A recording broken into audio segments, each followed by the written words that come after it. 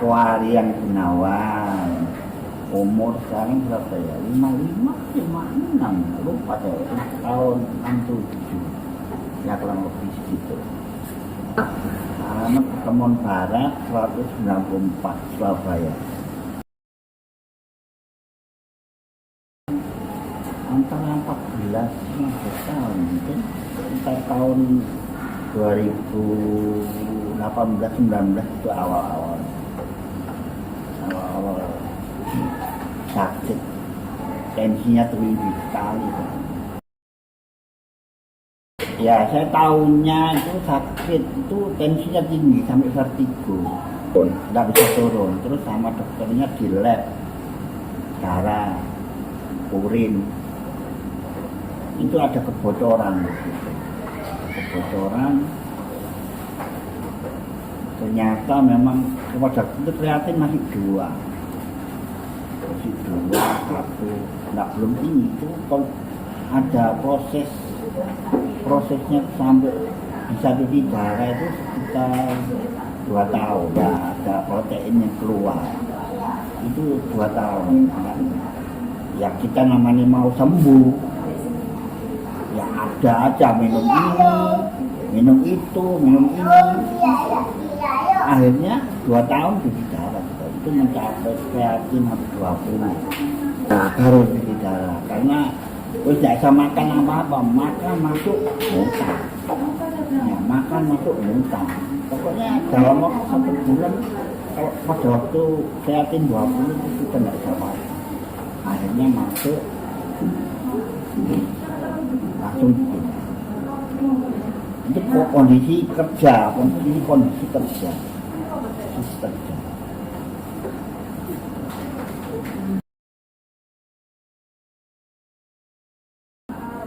Wah kacau. Kita divonis cuci darah itu kan menolak, jelas banyak orang itu pasti menolak.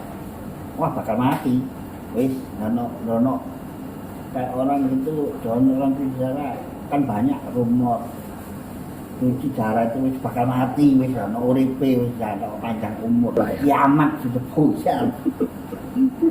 Tapi ya dengan kita tanya orang-orang yang cuci darah, akhirnya ya mau jalani, gimana lagi, namanya juga tanggung jawab kehidupan harus menjalani.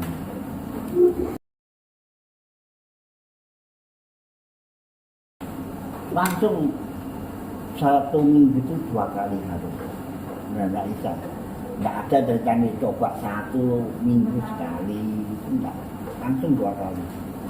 Pada waktu itu dulu masih tahun berapa, tahun 2018, 19 itu kan belum ada BPJS, masih sistemnya swasta kan. Ya pada waktu itu memang di swasta, ya harus bayar. Hitung aja sekarang kalau seandainya kita cuci darah pada waktu itu biarpun cuci darah 1 juta sekian, itu 1 minggu 2 kali. Bayangkan satu bulan itu sudah habis berapa? Sekitar 10 juta ke atas. Belum lain-lainnya seperti hormon, obat lain, itu semua enggak di-cover apa. Akhirnya kita berjalannya waktu ya pakai SKTM atau ya yang sekarang ini BPJS. Ya sangat membantu sekali, sangat membantu pemerintah. Makanya jangan sampai tidak pakai BPJS, pakai BPJS itu bisa, semua bisa tetap. Gitu.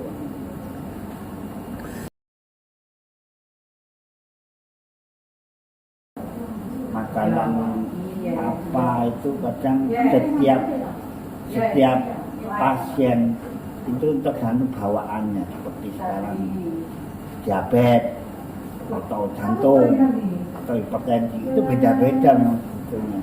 Bukan harus ini memang. Ya, tapi yang pasti yang paten nggak boleh dimakan kayak buah, sayur itu memang lebih baik menghindari.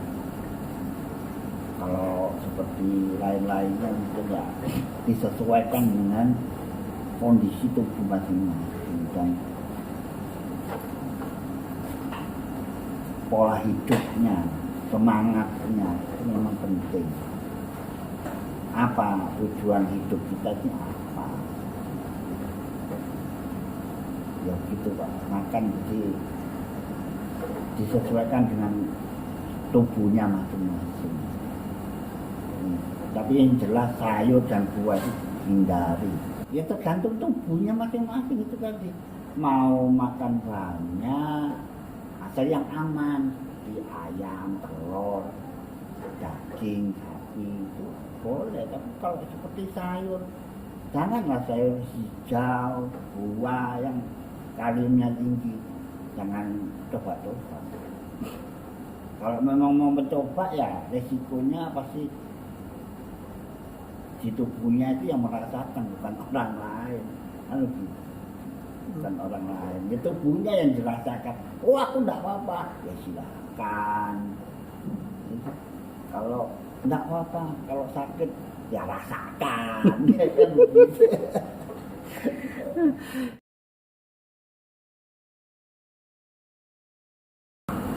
Sesuai dengan dokter ya sehari itu 750 cc.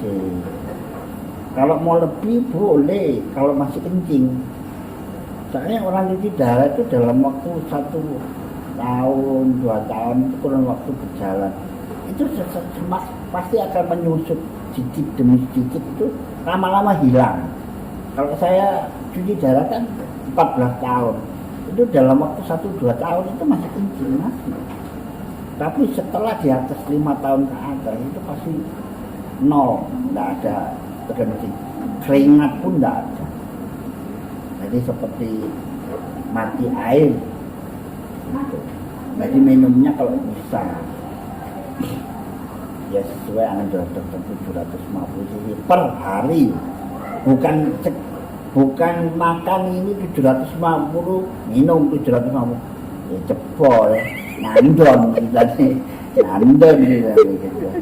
Itu yang akhirnya nanti terjadi tubuh itu overload minumnya atau racunnya itu kaliumnya tidak bisa berat untuk kerja jantung.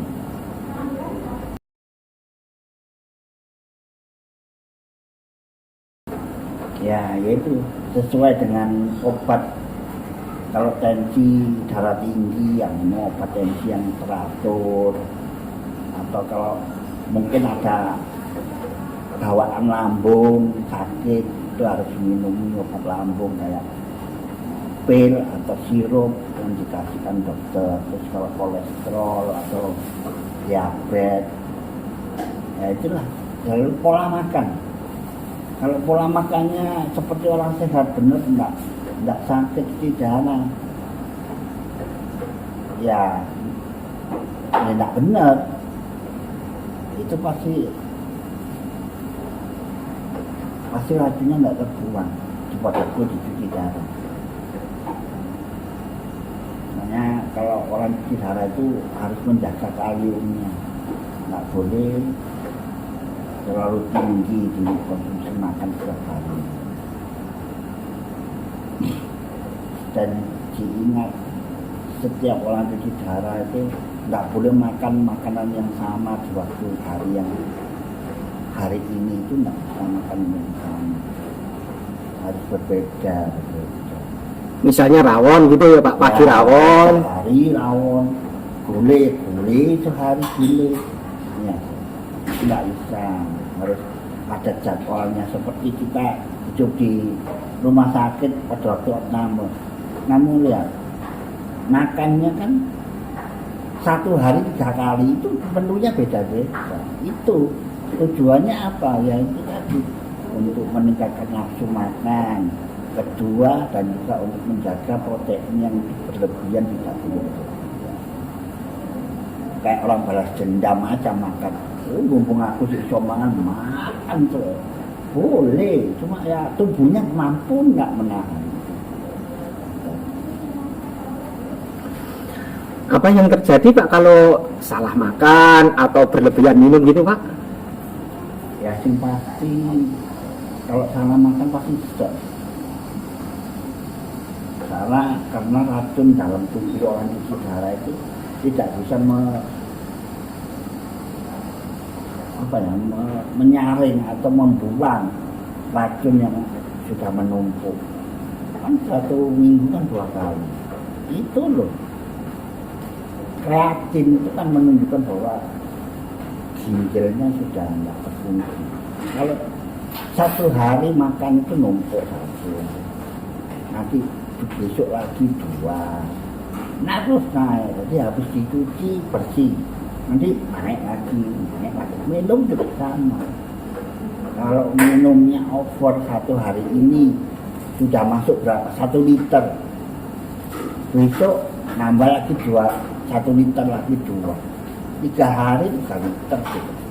Sedangkan dalam tubuh ini kalau enggak kencing, kurang cuci darah, itu pasti berkurang kapasitasnya. Ya, kalau mau tahu harus kencing itu ditadai, maksudnya ditaker. Kalau minumnya keluar masuknya keluarnya berapa sesuai enggak. Kalau over ya silakan merasakan sendiri. Tubuhnya itu yang tahu diri sendiri, bukan orang lain. Ya kalau bisa sesuai anjuran dokter lah, sehari berapa 750 cc. Itu bukan sekali minum, tapi dalam 24 jam. Dalam 24 jam, betul Pak. Masih makan juga situ harus membatasi kalori yang masuk, protein yang masuk. Nggak boleh mumpung di duit, mumpung bisa beli makan, hajar ke orang Palestina. Wah bahaya, buyar.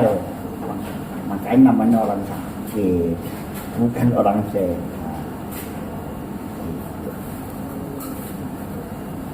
Dukungan keluarga Pak Fuad? Nah itu penting sekali. Dukungan keluarga, teman-teman, atau keluarga besar.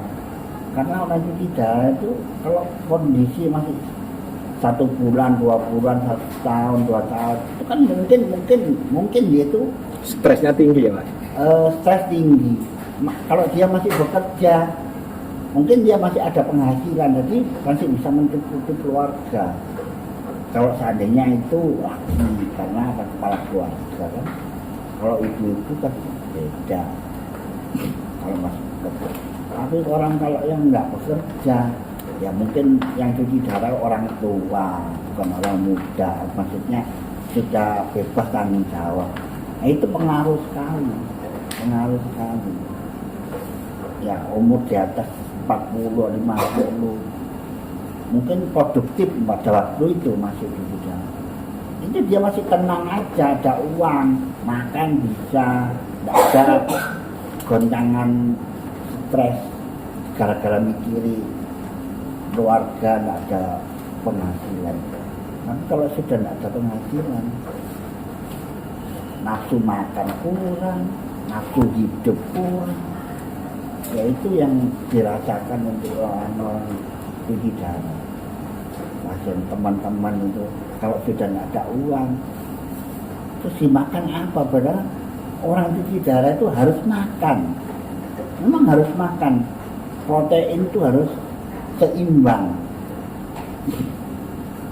Apalagi kalau orang cuci darah itu HB itu penting. Kalau kamu drop nggak bisa cuci. Nah jadi kita harus konsumsi makan. Nggak bisa kalau kita nggak konsumsi makan itu nggak. Harus makan. Nah kalau orang makan kan, aku nggak bisa makan, nggak ada nafsu. Ya itu karena semangat hidupnya sudah berkurang. Karena apa? Problemnya masing-masing. Masalah keluarga, masalah income, pendapatan, tidak ada dukungan dari keluarga, tidak ada keluarga besar, tidak ada menolong. Itu sangat menolong kalau seandainya memang tidak ada orang tolong. Itu semangat orang cuci darah, orang sakit itu harus ditumbuhkan dari diri sendiri juga pertama. Yang kedua, kerabat, keluarga semuanya sangat mendukung. Masa cuci darah pergi sendiri, tidak ada orang nganter, tidak ada orang yang menolong, apa tidak semangat itu? Mana bisa semangat orang itu? Ya? Ya, seperti itu semangat harus ditumbuhkan dari diri sendiri orang tua.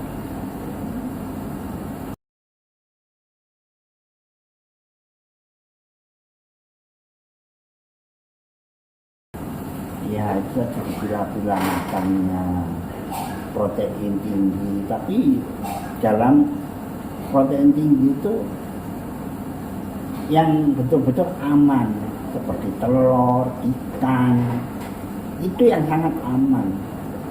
Kalau lainnya seperti apa makanan bersantan yang berlemak itu nanti memang bisa menaikkan harga, cuma efeknya kayak tensi, kolesterol, asam urat, nah itu di situ lebih banyak lagi ya Pak. Lebih banyak lagi, lebih kompleks. Tapi kalau seperti telur, ikan itu tidak terlalu mengefek gitu loh, tidak terlalu mengefek untuk kesehatan. Itu namanya aman. Ya, seperti aku makan udang boleh, makan apa namanya kepiting boleh, makan gulai boleh. Ya boleh memang, tapi cuma kita jangan lupa proteinnya dibatasi. Kalau sekedar kepingin nyicip, nah boleh itu nyicip loh ya, maksudnya nyicip itu dalam arti kata satu kecap selesai sudah. Jangan itu satu hari acar itu terus, nanti besok beli lagi masih nggak apa-apa. Jangan lupa sampah kayak orang itu apa namanya kayak kolesterol, diabetes segala macam itu sampah, punya apa itu racun, menumpuk hari ini satu, besok dua, besok tiga. Kalau tidak tahan tubuh, ya rasakan sendiri rasanya. Kayak apa kalau sesek, apa enggak gitu, badan enggak enak. Ya itu minum juga gitu sama. Kalau sehari ini, kalau orang sudah nggak bisa, maaf ya, nggak bisa buang air kecil. Kalau biasanya orang cuci darah itu kan 1 tahun, 2 tahun itu masih ada keluar. Tapi lama-lama sudah di atas 5 tahun, 10 tahun, seperti saya 15 tahun. Itu tidak bakal keluar. 1 tetes pun tidak keluar. Keringat juga tidak bakal keluar. Jadi apa yang kamu makan, kamu minum, itu tidak bisa keluar kalau tidak dicuci darah. Ya itu.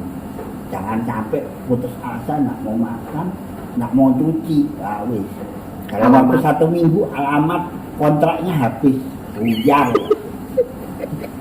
Itu sudah. Itu.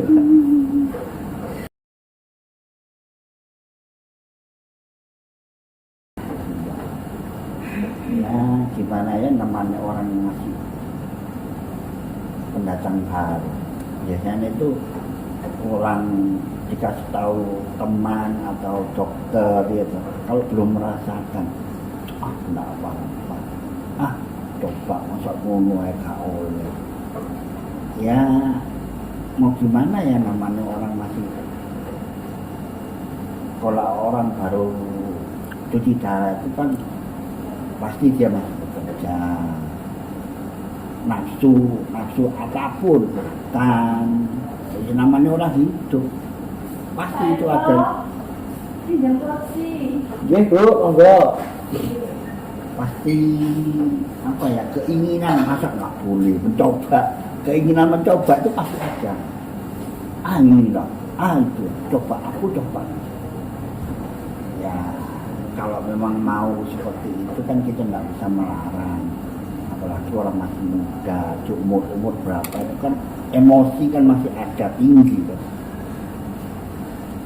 Ya pasti dicoba, nggak bisa menghilangi itu, tapi cuma kalau kamu berlebihan ya akhirnya di tubuh itu pasti merasakan sendiri dan orang lain yang merasakan. Ya saranku sih jangan, lebih saran dokter itu dipakai atau perawat, teman-teman sekitarnya memberikan saran, lebih baik didengar, jangan sampai kamu cuma guru itu, kamu kok apa? Kalau ada teman-teman yang memberikan saran yang buruk untuk sekedar kamu lebih junior atau senior, ya kalau memang mau mencoba ya silakan, tak apa, cuma ya tanggung risikonya sendiri. Ya, saya sudah mengalami itu Pak, masuk rumah sakit 1 bulan itu nggak pernah pulang dari rumah. Bisa dihitung itu hidup saya itu di rumah sakit. Dalam 1 bulan itu paling di rumah itu 1 minggu, selebihnya di rumah sakit ngamar. Karena apa itu tadi? Ayo nggak apa-apa, ada saya punya uang.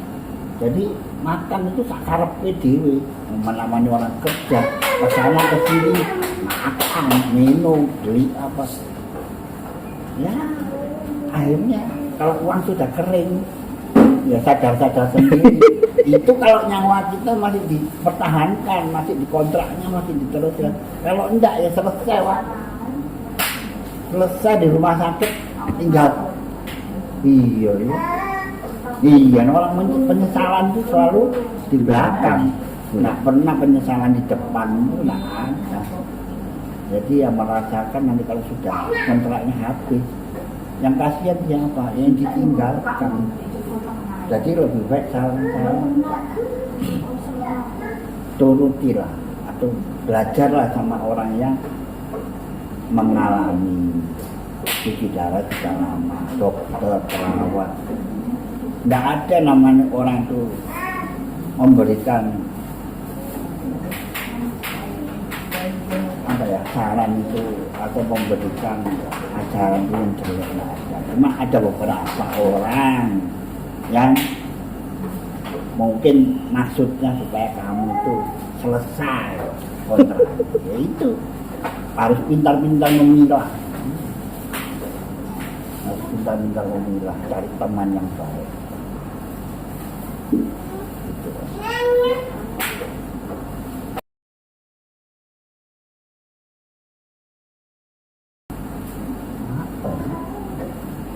Ya yang penting dijaga semangatnya, tujuannya kamu diberikan kesempatan. Kalau kita seperti orang cuci darah itu kan diberikan kesempatan untuk memperpanjang waktu apa yang seharusnya kita jalani karena kita sakit, ya kita tetap semangat ya Pak, yang penting semangat penting. Dan juga kita melihat orang sakit itu kita diberikan kesempatan kedua sebetulnya.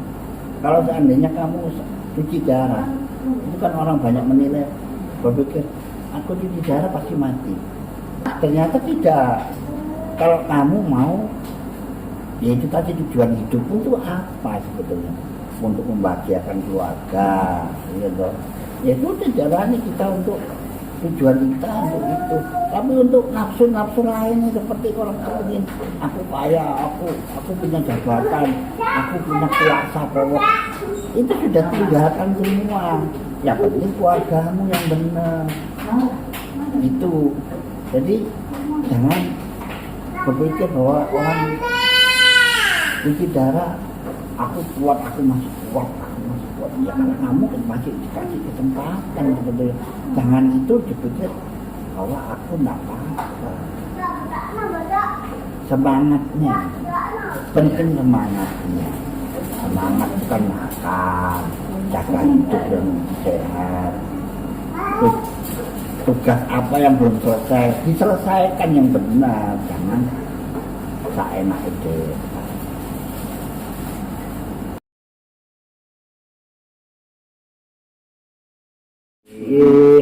Dadah Pak Rian. Yeah.